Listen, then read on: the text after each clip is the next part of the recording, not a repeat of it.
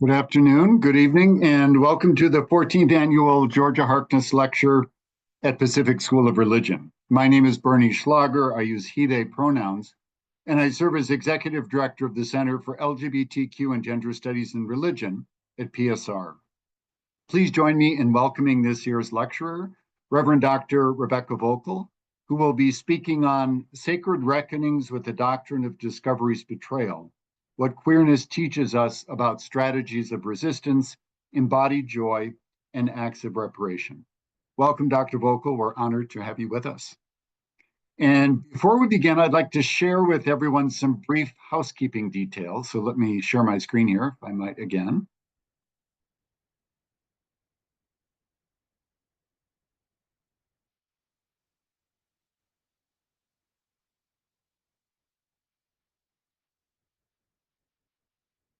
So we will be recording today's lecture and live streaming it, and a recording will be made available later on our CLGS website as well as on our socials.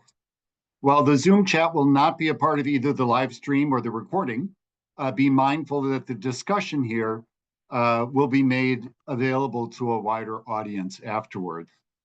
Please feel free to share ideas and comments in the Zoom chat box, but then we ask you to use the Q&A feature to ask questions, and Dr. Voelkel will address those at the conclusion of her lecture today. Q&A is just much easier to track for questions than chat. Closed captioning has been enabled for this webinar. To view subtitles or a live transcript, select the CC icon at the bottom of your Zoom screen.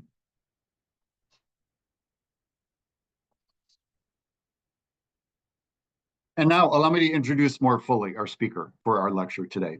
Reverend Dr. Rebecca Voelkel, who uses she, her pronouns, is an ordained minister in the United Church of Christ and pastor for Justice Ministries and director of the Center for Sustainable Justice at Lindale United Church of Christ congregation in Minneapolis, Minnesota. She is a theologian, pastor, training, and movement builder who specializes in coalition and collaborative partnerships across movements for justice. Dr. Voelkel is the author of, among many titles, Carnal Knowledge of God, Embodied Love, and the Movement for Justice, To Do Justice, a study of welcoming congregations, A Time to Build Up, analysis of the No on Proposition 8 and its implications for future pro-LGBTQIA religious organizing, and Preventing Sexual Abuse, a course of study for teenagers. Rebecca is also the co-editor of The New Queer Desire, an anthology of intersectional writing by LGBTQ+ faith leaders. Dr. Voelkel has spent the past 7 years working at the intersections of queer movements and BIPOC-led reparations efforts. In 2022, she interviewed dozens of Indigenous, Black, and white leaders, many of them queer, about their theological and movement-building work around congregationally-based reparations. Using the knowledge she heard and received, she co-authored Sacred Reckonings, White Settler-Colonizer Churches Doing the Work of Reparations, and that was published in 2023. In today's lecture, Reverend Dr. Voelkel reflects on this work, the betrayals wrought by the Doctrine of Discovery and its triplet offspring of white supremacy, Christian supremacy, and extractive capitalism, and how queerness, particularly queer theologies, can be a source of luscious resistance, embodied joy, and palpable acts of reparation. I love saying those last several words. So before Dr. Voelkel begins, let me say just a few words about our annual CLGS Georgia Harkness Lecture.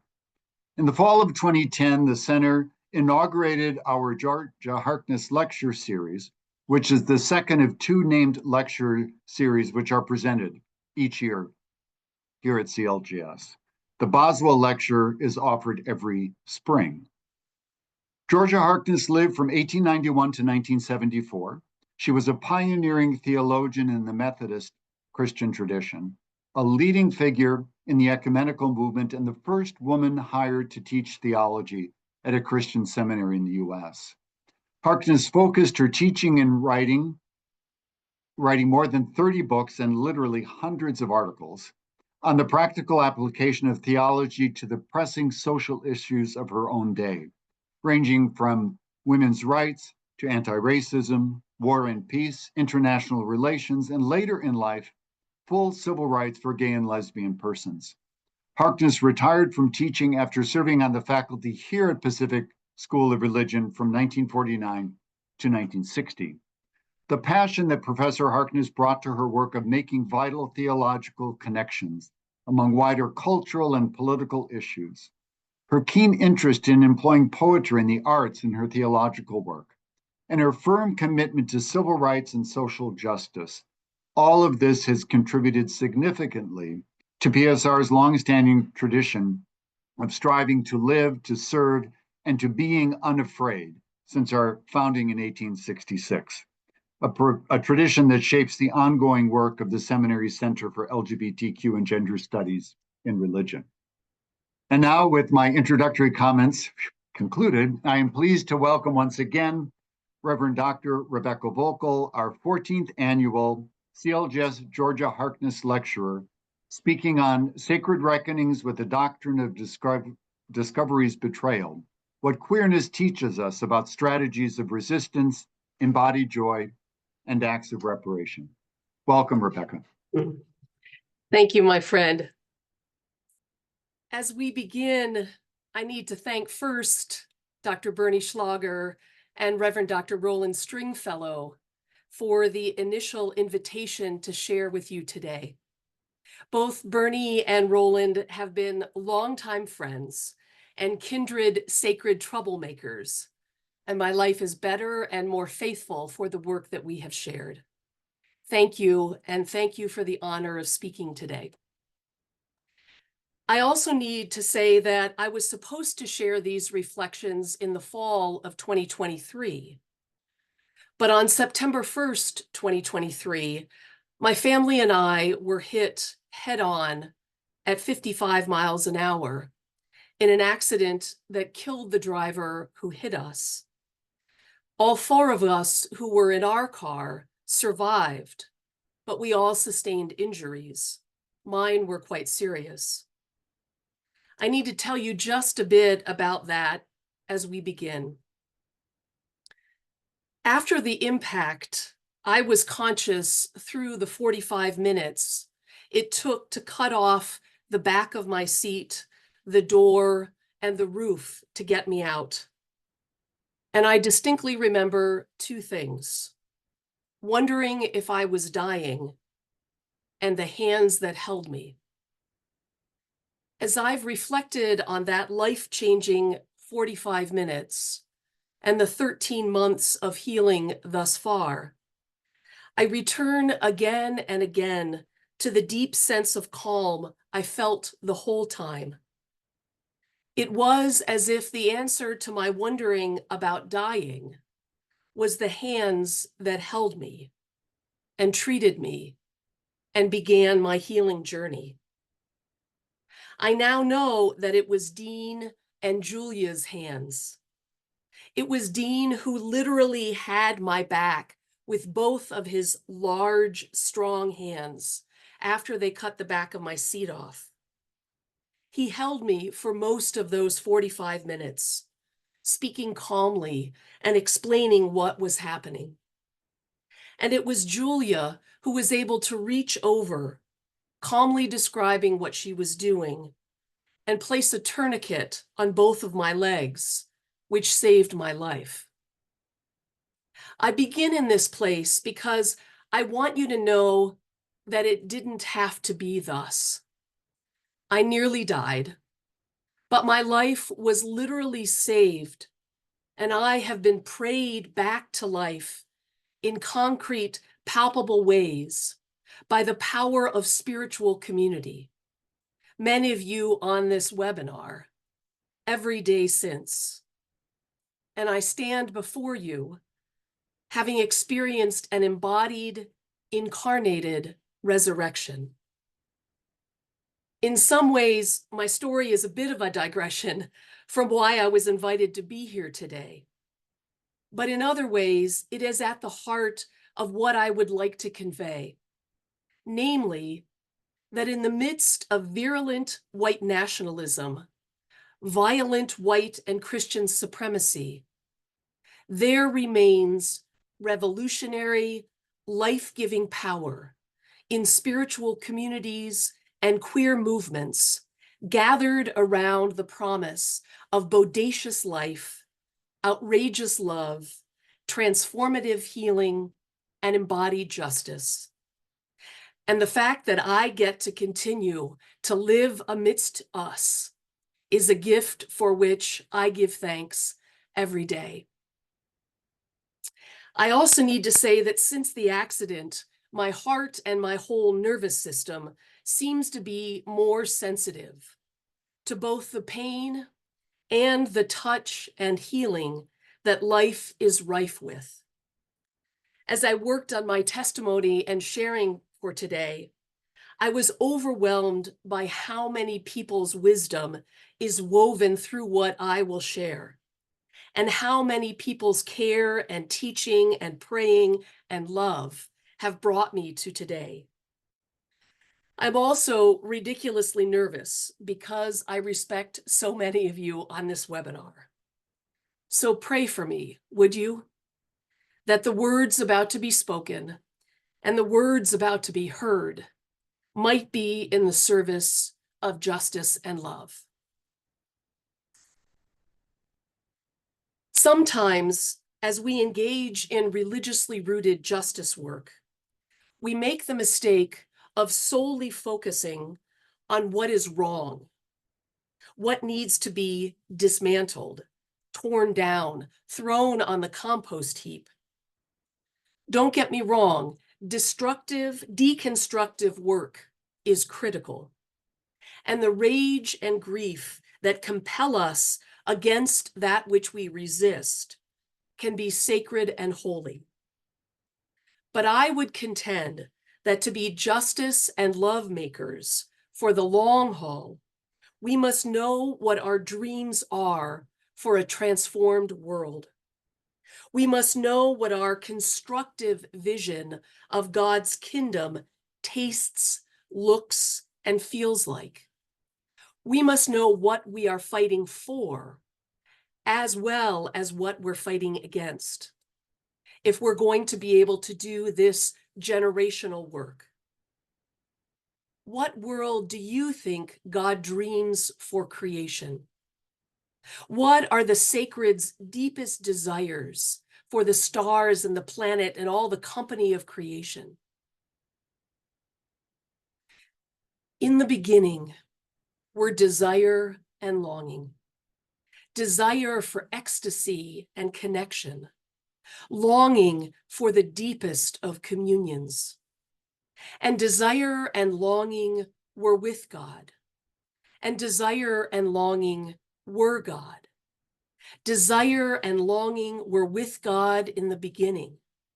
In fact, they were the animators, the prodders, the relentless whispers, which propelled the explosion of creativity, stars and planets, and all the company of creation.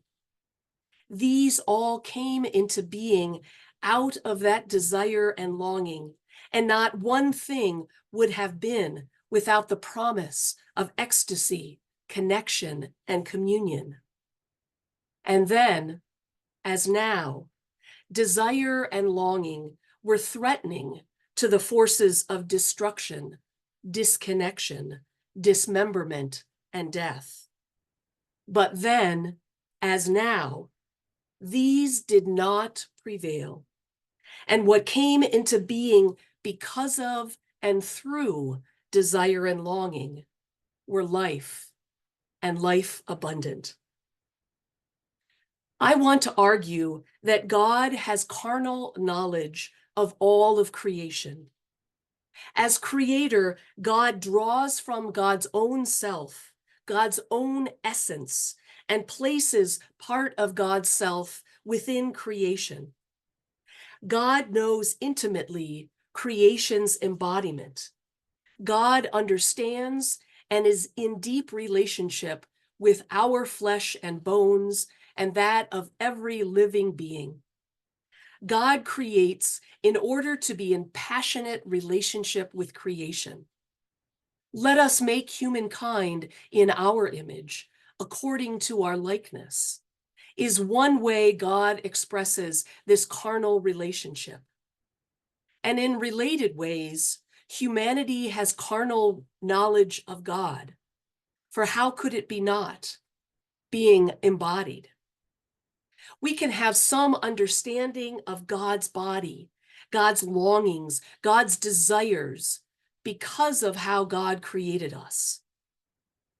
Further, and especially in the context of the Georgia Harkness lecture, I want to affirm that God in the world is love and lover.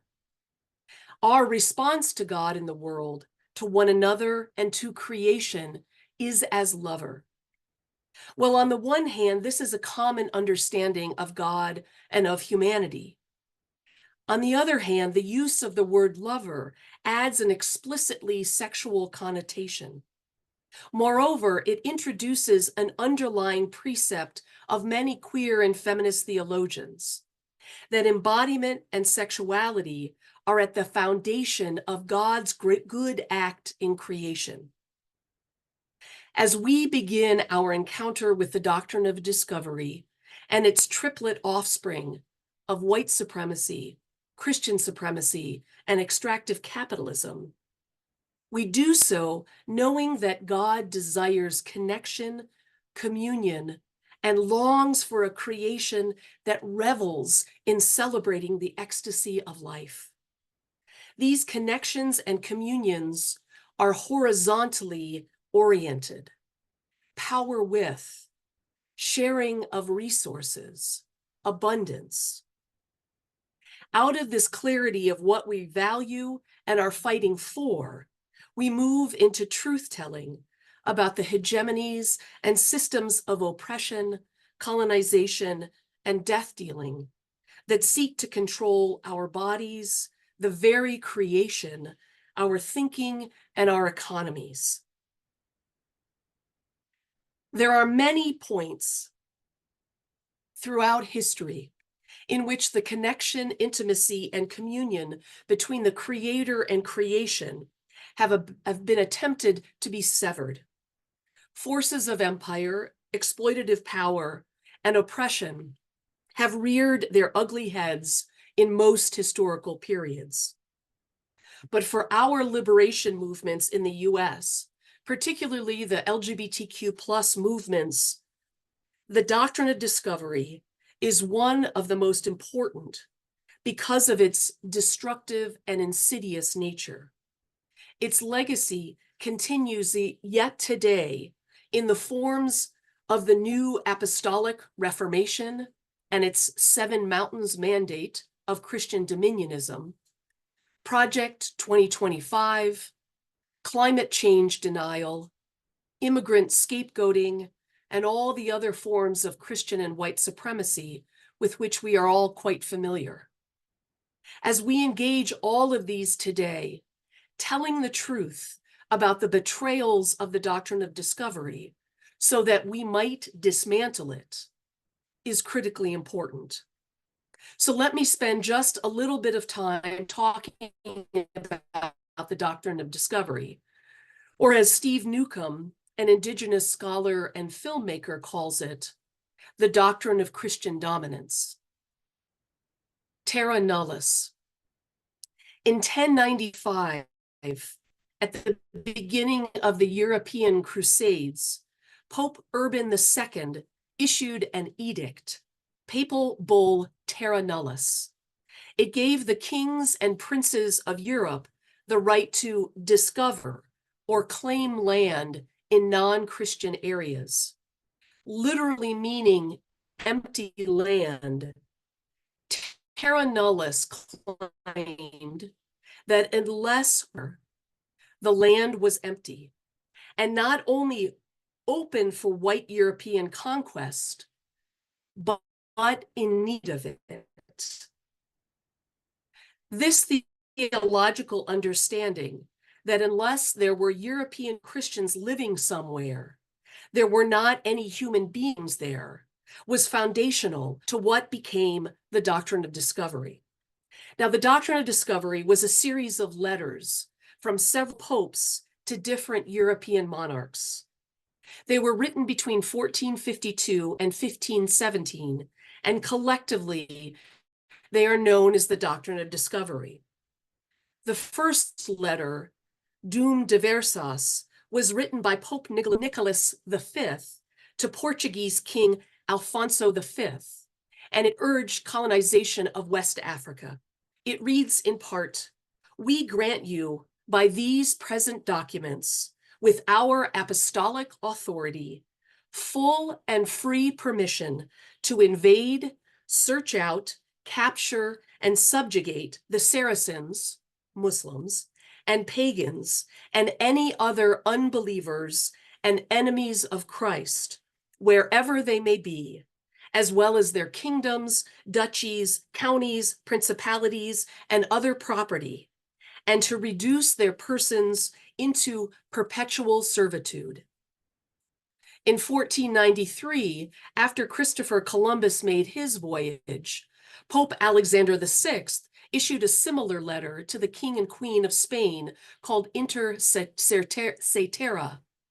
The bull stated that any land in the Americas not inhabited by Christians was available to be discovered, claimed, and exploited by Christian rulers, and declared that, quote, "the Catholic faith and the Christian religion be exalted and be everywhere increased and spread, that barbarous nations be overthrown and brought to the faith itself," unquote. The Doctrine of Discovery has several critically important assertions. First, in order to be human, one had to be European and Christian. Second, power is primarily power over.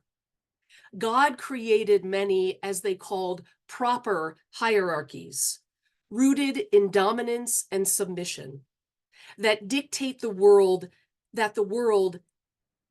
of how the world is to be ordered. God rules over humanity, men rule over women, humans, who by definition are European Christians, rule over everything. And third, in order to create and maintain these proper hierarchies of dominance and submission, violence is justified and should be used whenever necessary. As we look at the Doctrine of Discovery through the lens of queer intersectional movements, it is important to name the role that sexuality and gender played and play in the Doctrine of Discovery. Queer injustice, the criminalization of LGBT people in the United States, argues that early conquistadors and later religious and civil authorities use sexual practice and gender expression to differentiate between that which is Christian and that which is savage or heathen. A Christian, and therefore a human being, is one who participates in a rigid man-woman binary in which the man has power over the woman. The man is dominant and the woman is submissive in sex and in all other forms of relationship. Embedded in this sexual binary is a gender one. There are only two biological sexes, and therefore only two genders. Embedded in the logic of European Christian superiority is virulent misogyny and violent homo, bi, and transphobia. And they are all mutually reinforcing. How do we know that someone is human? They practice rigid binaries of dominance and submission. How do we know that multiplicity of gender expression is sinful? Because only heathens and savages practice it, etc. One of the oldest pieces of European art from the Americas is an etching of Vasco Núñez de Balboa and several Cuna people indigenous to Panama. While Balboa was exploring and conquering Panama's coast, he came upon a Guna village. After killing the chief, he entered the village. According to a 1530 account, quote, Balboa discovered that the village was stained by the foulest vice. The king's brother and a number of other courtiers were dressed as women, and according to the accounts of the neighbors, shared the same passion.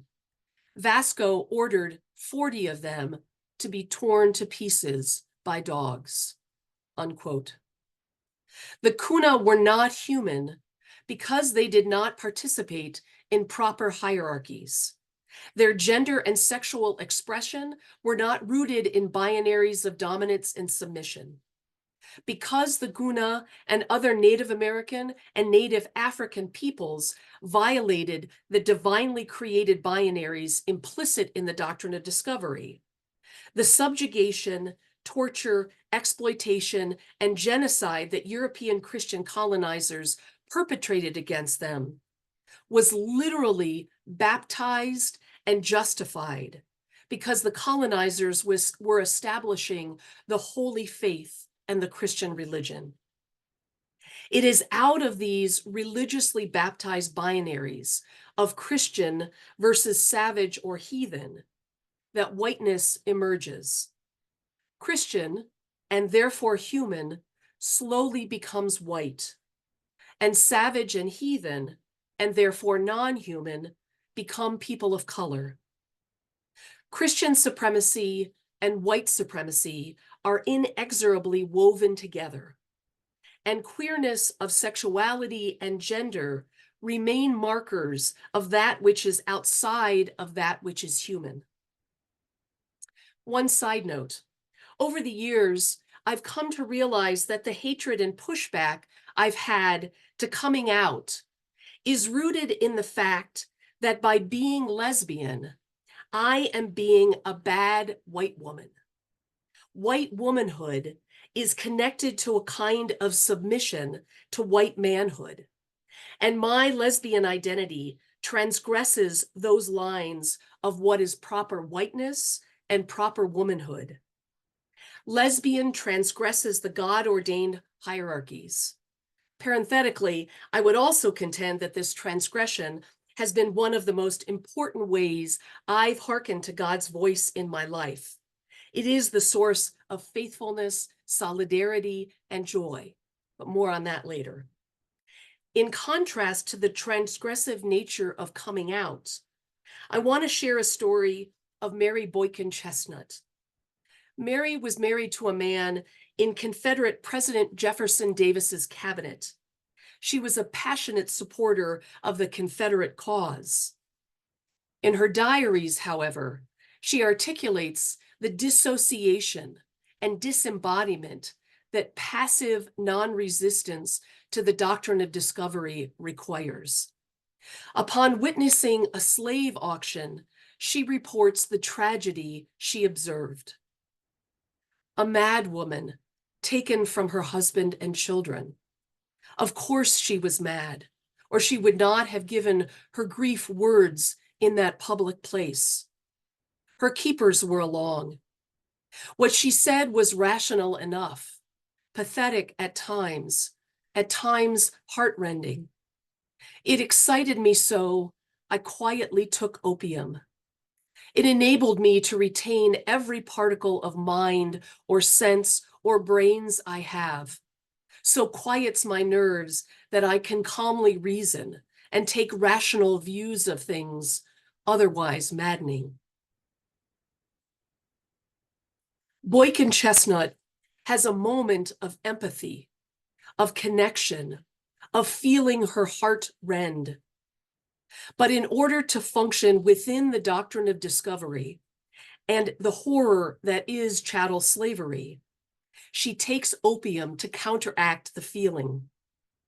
She must quiet her nerves and retain every particle of mind in order to calmly reason and take rational views of things otherwise maddening. The deadening, numbing effect of opium serves to disembody her. It allows her to dissociate and no longer feel the pain that her empathy produced.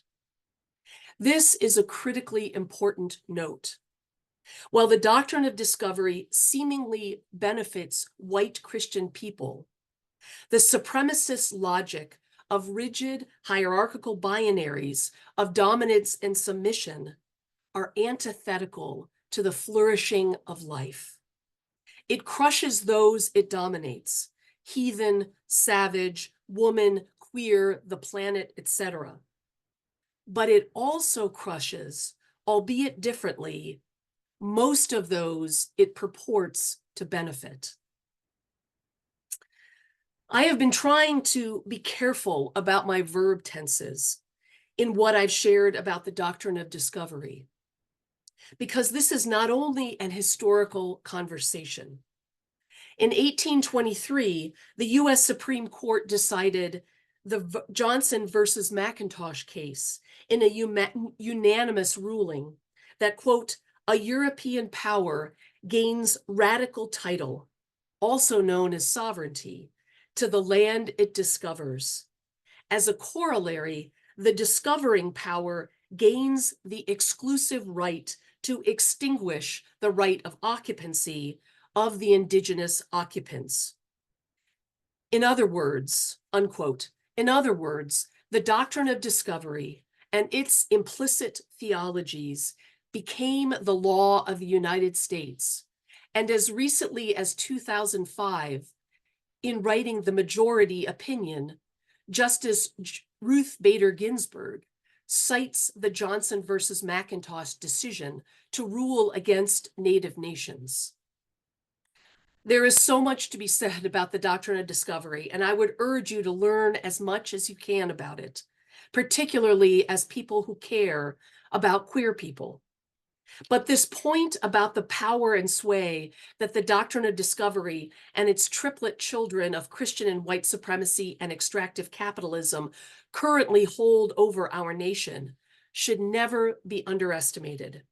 It is one of the primary reasons that almost all Indigenous organizing that is happening in the US and around the world today starts with the demand that the Pope and other Christian denominations and national governments repudiate the doctrine of discovery.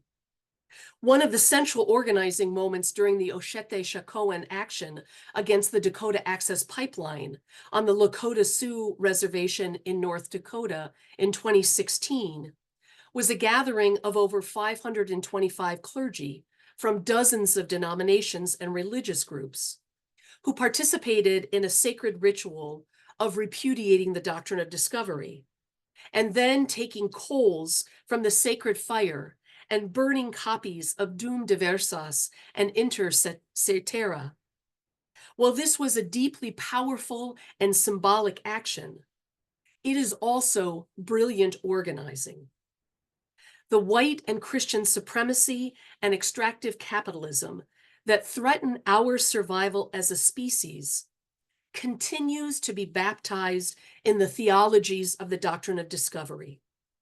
Unless we repudiate the empire theology of dominance and submission between humans and the planet, we will not survive. We can also look around today to find the doctrine of discovery's ongoing potency. I want to return to the New Apostolic Reformation, Project 2025, and the rise of Christian white supremacist movements. In a recent training on Project 2025, hosted by the Proctor Institute, gay African-American Bishop Joseph Tolton of TFAM Global talked about the theological underpinnings of Project 2025 and concluded that Project 2025 is simply, quote, the modern rearticulation of the doctrine of discovery, unquote. And in a recent episode of the radio program Reveal, entitled In God We Vote, Reverend Dr. Naomi Washington Leapart, an African-American lesbian pastor, professor, and activist, describes the New Apostolic Reformation, quote, The idea is that Christians, and specific Christians, should take complete control over these 7 pillars for the good of the whole society.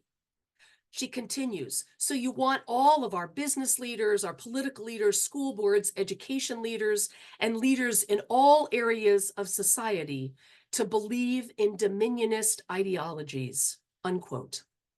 In the new Apostolic Reformation in general, and Project 2025 in particular, the re-establishment of proper hierarchies, of God-ordained order, which has white, Christian, straight, cisgender men holding power over the so-called enemies of Christ, is the goal. This is terrifying, and it is a deeply disturbing prospect. In its way, are projects of shared power, multi-faith, multiracial democracy, multiplicities of gender, sexuality, racial identity, bodily autonomy, and the affirmations of the integrity and worth of the planet and all its inhabitants. Okay, that's a lot about the betrayals of the Doctrine of Discovery. But I believe that in order to do the work of religiously rooted justice and love, we must start with an honest description of the world as it is. I would like us to just take a few deep breaths. This kind of truth-speaking invokes grief and anger and can be overwhelming.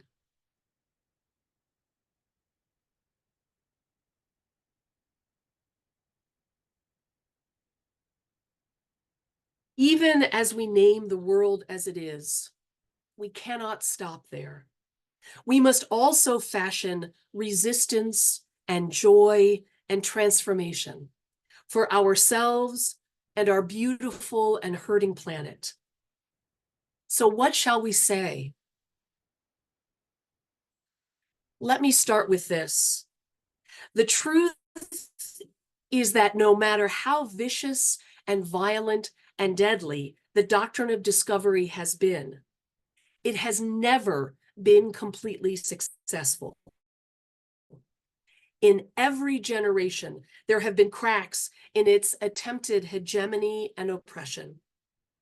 The fact that this very lecture is dedicated to a lesbian woman theologian, Georgia Harkness, is a reminder of this powerful fact. Indigenous Europeans on whom the doctrine of terra nullius was first perpetrated, Indigenous Africans, Indigenous Americans, and gender and sexual outlaws throughout the century, it's attempted genocides. And they are visiting us in our dreams with us at every time we choose solidarity and sharing, justice and joy. To point out to our queer ancestors and kindred, I would like to point to one example of how we might continue to theologize, organize, resist, thrive. I hope that I have done a good job of naming that God's dream of connection, communion, and ecstasy are deeply intersectional. I also hope that I have shown how the Doctrine of Discovery seeks to crucify all that it deems enemies of Christ, which are manifold. Christian and white supremacy and extractive capitalism's logic is toxic for all of us, and it is literally killing the planet. Our strategies of resistance, embodied joy, and acts of reparation must also be intersectional. Here are 6 brief examples of what our queer theological ancestors and activist kindred have taught me about how we might do it. Number one, camp as eschatological practice. In 1991, I participated in the March on Washington against the first Gulf War. I had been out as a lesbian for about 2 years at that point and chose to march with Queer Nation. 1991 was a year of many deaths from AIDS. And throughout the march, we did periodic die-ins. We also employed some fabulous camp. We chanted, "Fishnets, not fighter jets, bring the girls home." And perhaps my favorite chant of all time, "Fags suck cock, dykes lick labia, US out of Saudi Arabia." It was joyous and hilarious and powerful and filled us with hope. And it functioned as a kind of eschatological claiming of our full humanity, of resistance to the spilling of blood for oil, and a kind of embodying the realm of God here and now. One of the most powerful tools of the Doctrine of Discovery is its invocation of despair. Camp claims revolutionary hope. What camp does this moment ask of us? How can we embody revolutionary hope? Number two, nonviolent direct action / ethical spectacle. When Senator Jesse Helms of North Carolina died in 2008, Peter Staley told this story. On September 5th, 1991, I put a giant condom over Jesse Helms' house. Why? Because, as the condom said, Helms is deadlier than a virus. Senator Jesse Helms was one of the chief architects of AIDS-related stigma in the US.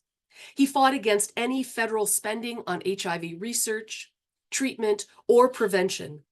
He once said, referring to homosexuals, quote, "It's their deliberate, disgusting, revolting conduct that is responsible for this disease," unquote. He proposed and passed laws that enshrined this stigma as official governmental policy. In the summer of 1991, it was bugging me that gay and AIDS activists had largely left Helms alone.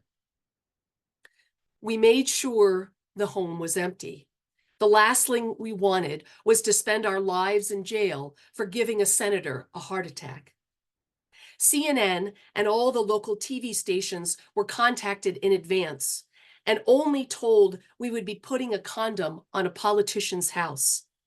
They were to meet us at our Arlington hotel early that morning and follow our rented U-Haul truck. We had all kinds of supplies. The condom was made of parachute material. We unfurled it on the roof, connected it to a blower, and prayed the cops took at least 5 minutes to get there. As it began to rise, all the guy wires were quickly staked into the lawn on all 4 sides of the house. The first cop car arrived just as the reservoir nipple was beginning to rise. We had done it. I actually saw one of the cops chuckling when he got out of his car. All we got was a parking ticket for parking the truck in the wrong direction. We were free to go and could take the condom with us. It's now in Los Angeles at the One National Gay and Lesbian Archives. That night, local TV stations around the country played short, funny clips of the action. Senator Helms complained about it on the floor of the Senate a week later, calling us radical homosexuals. But he never proposed or passed another life-threatening AIDS amendment, unquote. One other short story.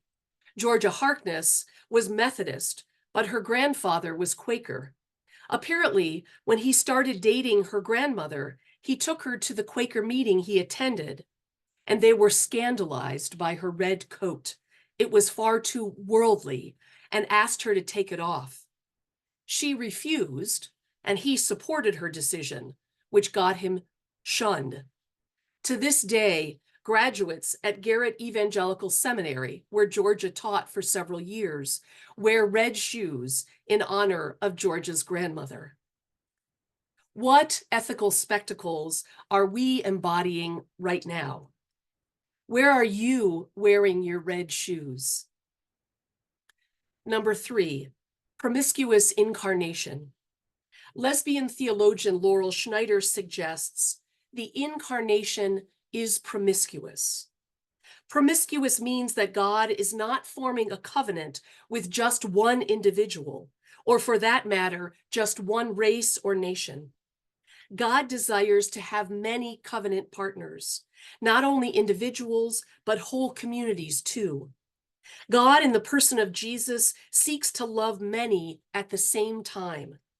This promiscuity of God's embodiment and love interrupts competition, jealousy, and exceptionalism. God's attention and resources are boundless and extravagant.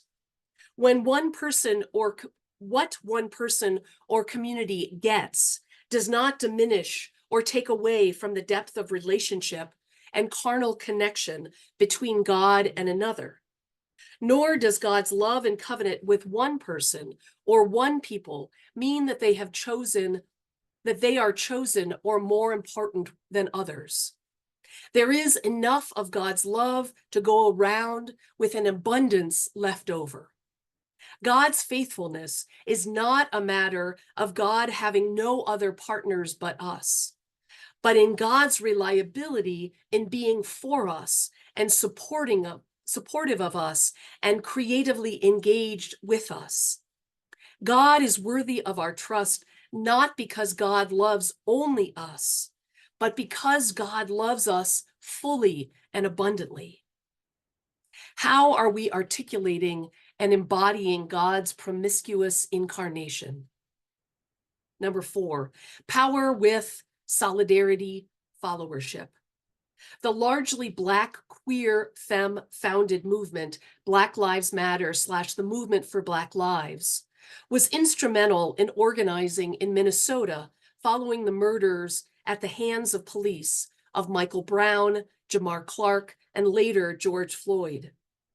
Police killing of unarmed Black and Indigenous people is another of the Doctrine of Discovery's modern expression, and the way that BLM analyzed and used power in response remain as models. At the die-in in the Mall of America in 2014, in which 3,000 people participated, it was those closest to the pain who held the planning and leadership power, and those closest to systemic power who practiced followership and solidarity. During the occupation of the 4th Precinct police station, this looked like Native and Black folks speaking to the press, planning and leading cultural events, sharing food and teaching, and non-Native, non-Black folks putting our bodies between police and other protesters. What kind of power analysis are we doing to determine our own social location and then acting accordingly?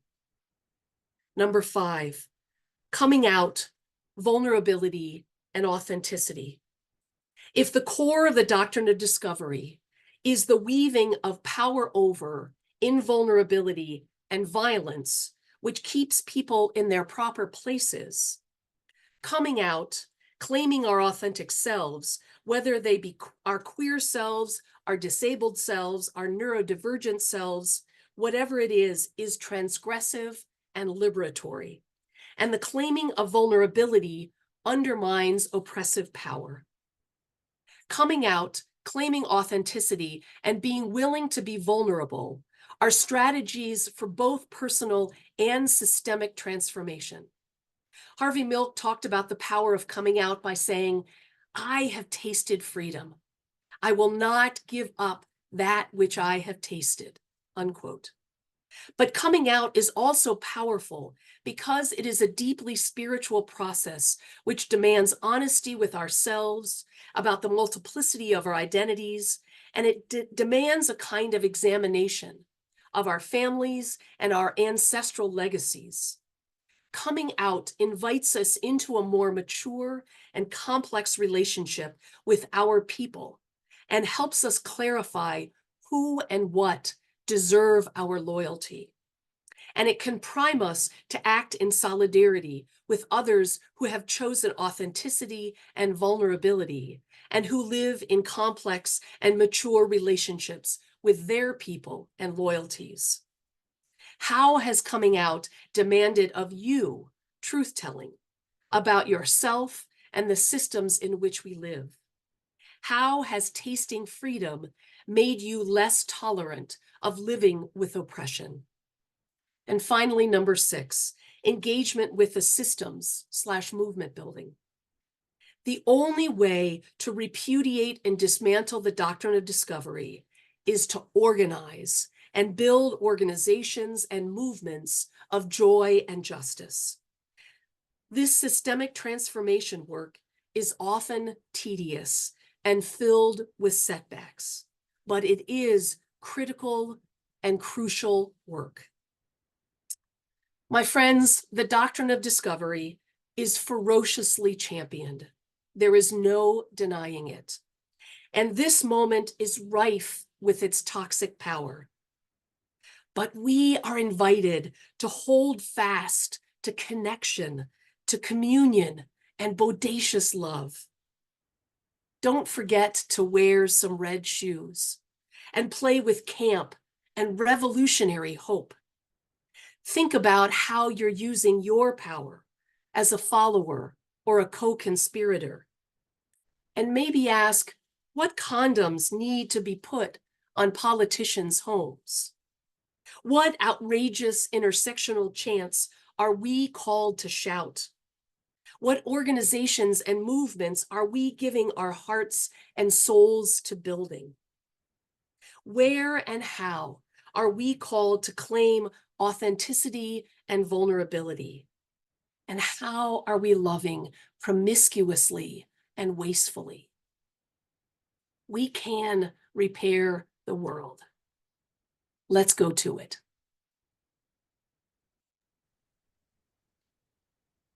Thank you so much, Rebecca. I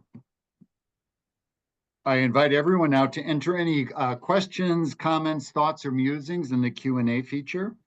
If you'd like to speak into the room literally, so we might hear your voice, please raise your hand and we'll enable that. Rebecca, there was one comment already from Anne, who heard you make reference to a book published about the doctrine of discovery and reparations.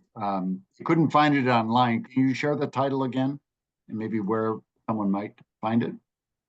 Is that Queer Injustice, the criminalization of LGBT people in the United States? Is that the one? It's edited by Joey Ritchie and Kay Whitlock and one other author whose name I'm forgetting. Is that the one you're talking about?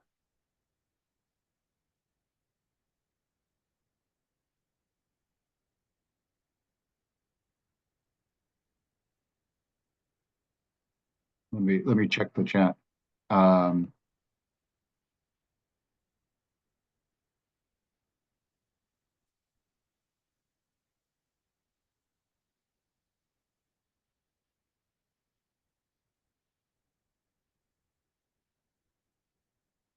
Okay, I hope our chat feature is working. I'll follow up with Anne, and from another Anne. Okay. So powerful. Thank you for the history and the hope and the practical examples you've shared. Thanks for all you've done along the way. This is from someone listening online on Facebook. This is from Frank. In this election season, how can we fight this continuing doctrine of discovery? Thank you, Frank. Yeah, I think I have been very gratified by the number of organizations, many of them queer, and that have really been exposing Project 2025 and are working around exposing the new apostolic reformation. So I think that that piece around truth telling, but I'm quite serious about the strategies of who are the organizations that you're working with that are committed to this work that I have described. I think the very kind of painstaking movement building work is critically important. And I think the work of making sure that we are working locally and practicing, followership. And so, for instance, locally, there's been a lot of Indigenous-led work against pipelines, and there are various actions that queer and BIPOC-led organizations are asking us to participate in. So I think this piece about, I don't believe that electoral politics is liberation, but I do believe that it's harm reduction. And so part of the piece in this period, thank you, Kyle. I see you put in the reference. In this period, participating in electoral political organizing is critically important on the local level, because whether, I have to say that I am quite scared about the possibility of the re-election of Trump and the promises that Project 2025 made.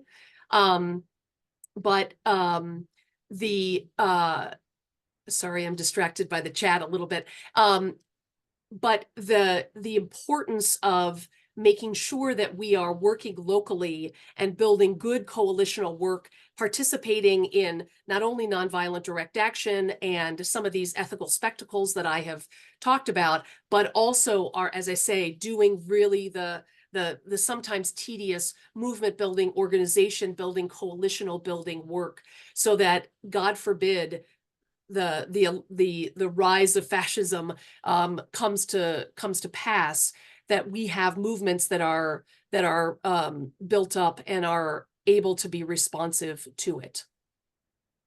Thank you, Bernie. I see that you were talking about Sacred Reckonings, and it's downloadable at sacredreckonings.com for free. Thank you, Rebecca. From Roland, your lecture is perfect timing. Thank you. How does the Doctrine of Discovery, what does it have to say about the numbers of people who supported a narcissistic candidate for president? Yeah. I mean, I think that's exactly right. And I think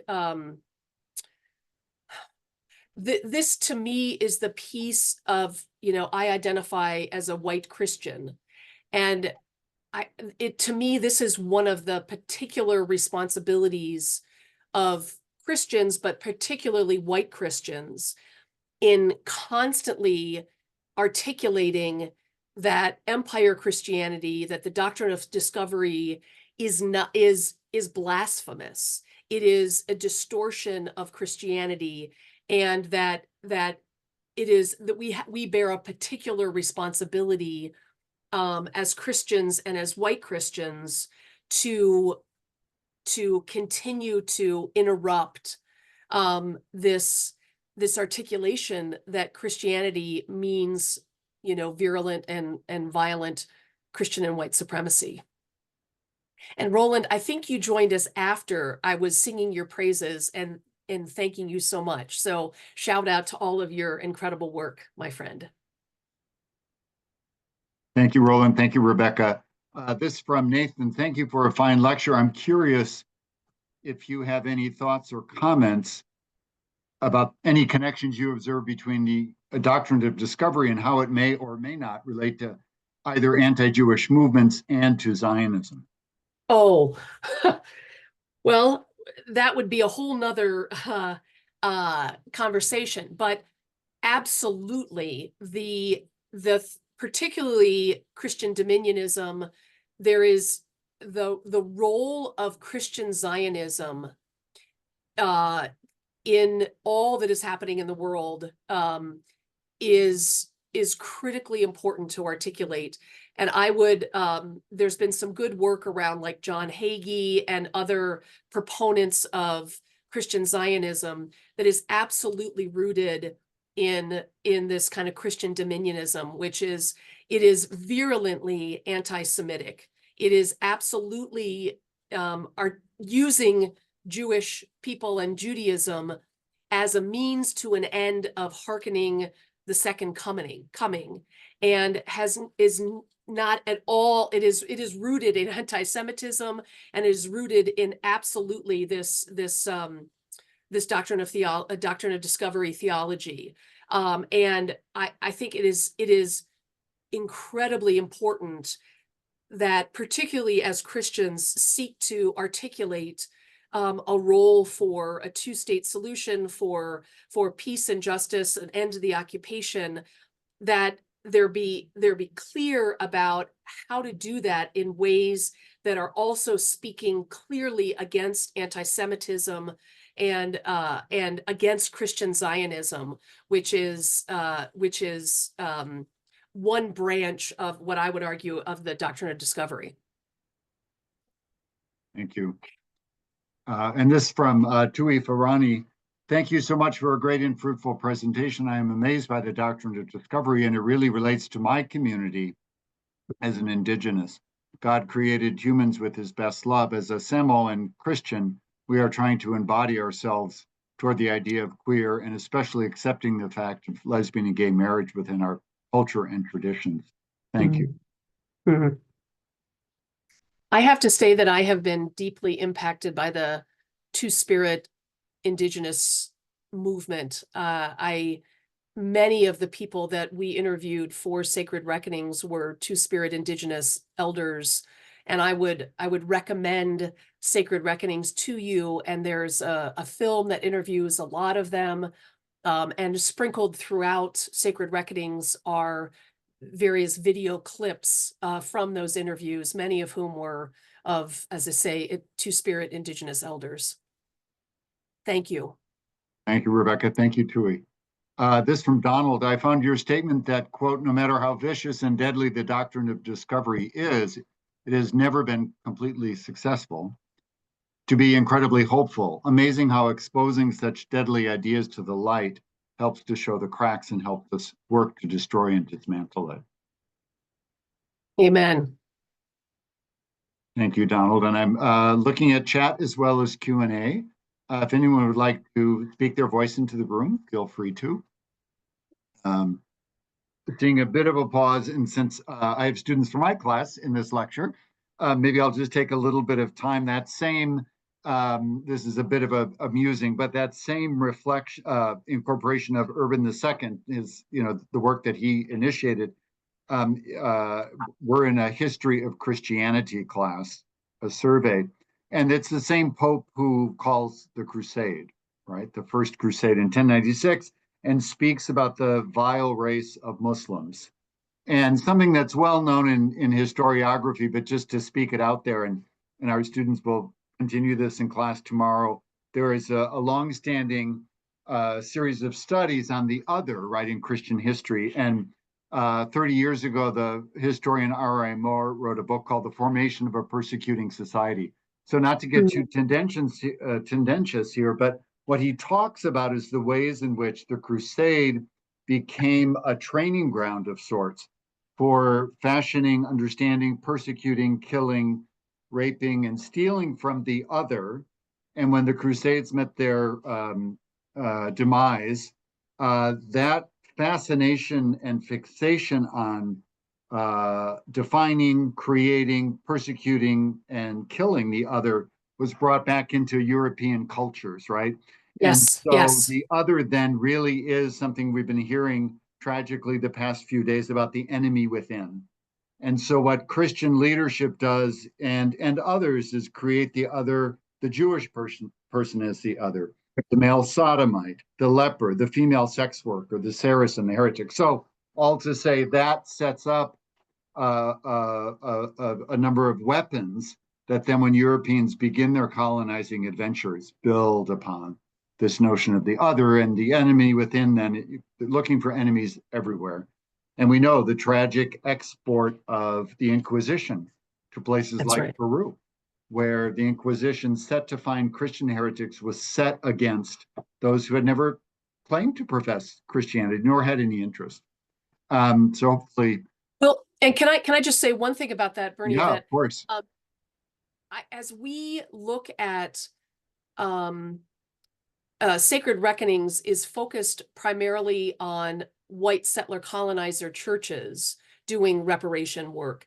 And one of the things that is critically important, I think, and that has brought me to the work of reparation is the way in which Europe, after the Crusades and prior to the Doctrine of Discovery, as you say, is a training ground. It's kind of beta testing what ends up becoming the chattel slavery and the indigenous genocide.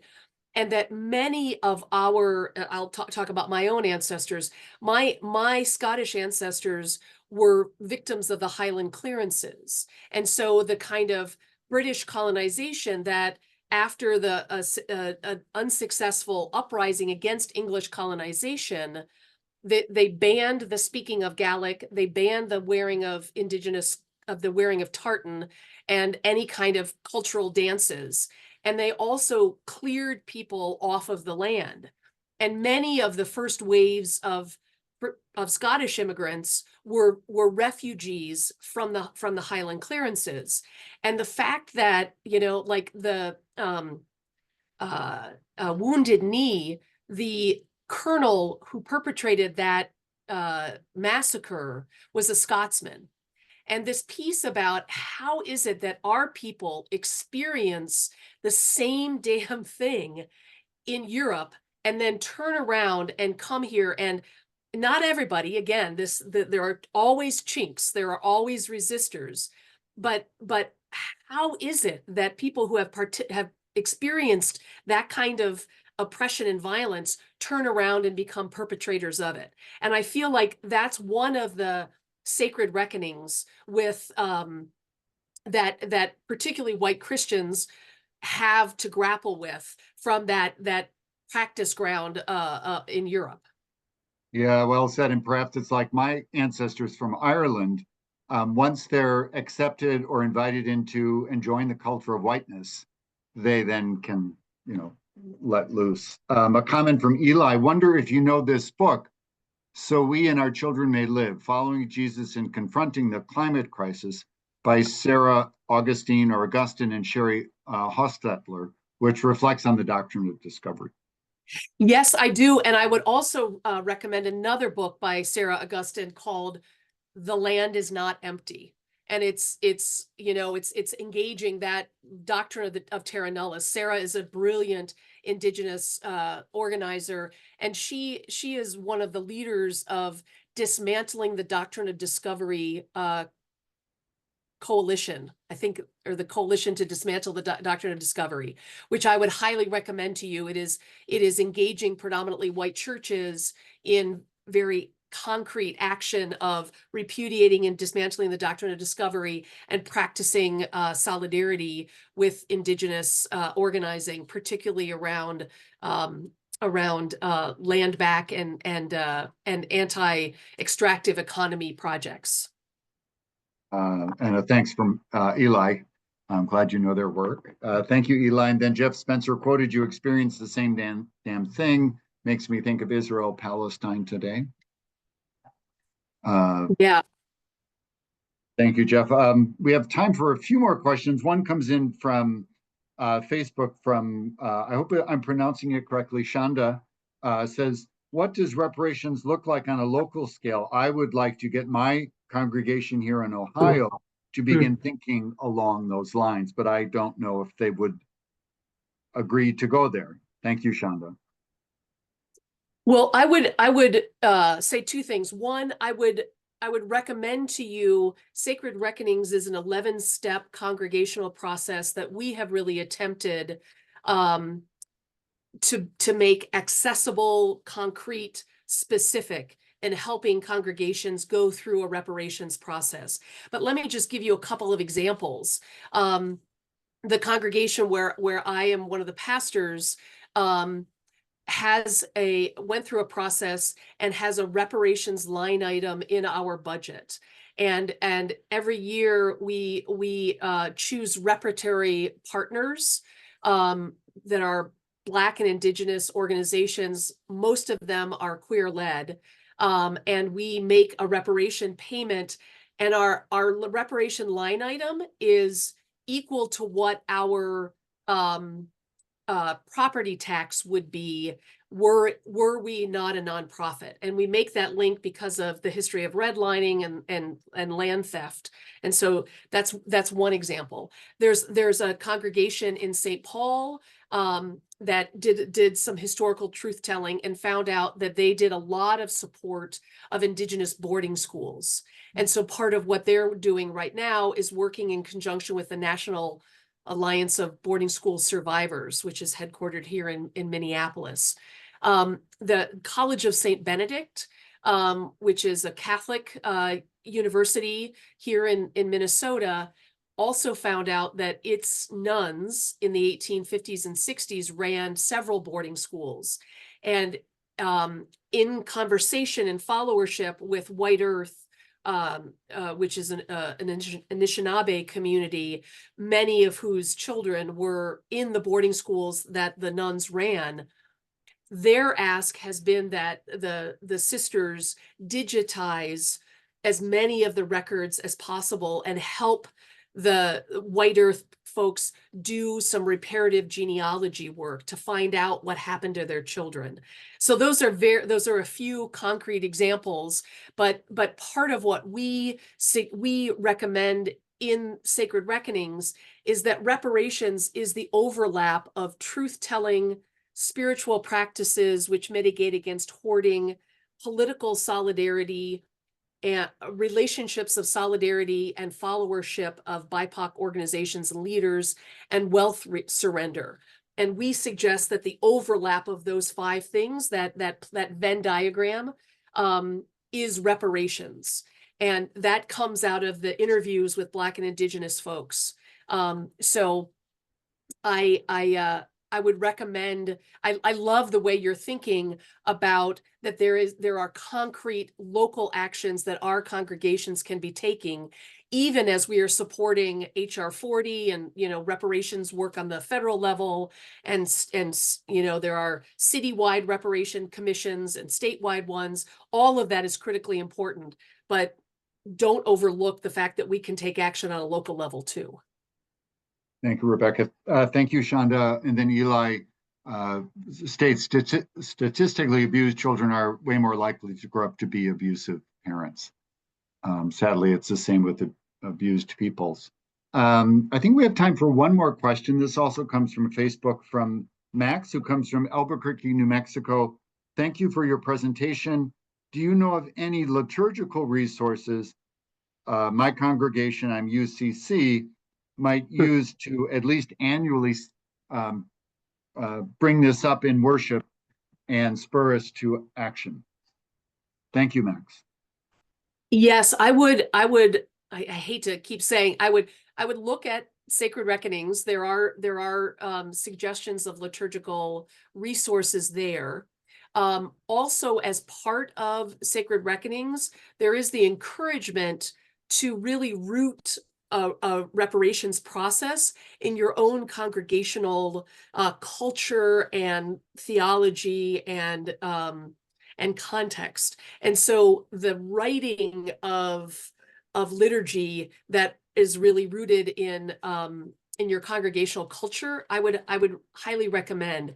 I also would suggest the Center for Sustainable Justice, where I work, has as part of Advent, did a collaborative project with an organization called Healing Minnesota Stories, which is a native, non-native partnership. And so there are 4 weeks of Advent reflections that are available as video resources, but they might give you ideas that we use them liturgically in our worship service. The other thing that I would recommend is that Lent is a really lovely time to think about the 5 overlapping pieces that make up reparations, and to sort of focus liturgically each week of Lent in those 3 circles is a way that some congregations have acted liturgically. And one of the most powerful things that I have seen in Jewish colleagues is using these high holy days that we've just been through, but particularly Yom Kippur, as an opportunity to really explicitly preach and talk about reparations as a frame, coming out of, rooted very deeply in really creative Jewish liturgy and theology. Well, thank you, Rebecca, for responding to those questions, thoughts, musing. And thank you, Dr. Voelkel, for this lecture. We really are honored that you are a part now of this legacy of Georgia Harkness lectures. Thank you, everyone, for being here. Check out our website, clgs.org. Again, thank you for your presence, for your listening, for your questions. And once again, Rebecca, thank you not only for this lecture, but for the work that you do in the world, which is authentic and ongoing and justice making and so inspiring. So thank you for saying yes to this lecture. Thank you for the invitation. You are most welcome. So good afternoon, good evening, good morning, everyone. And thank you again for being here for our 14th annual CLGS Georgia Harkness lecture.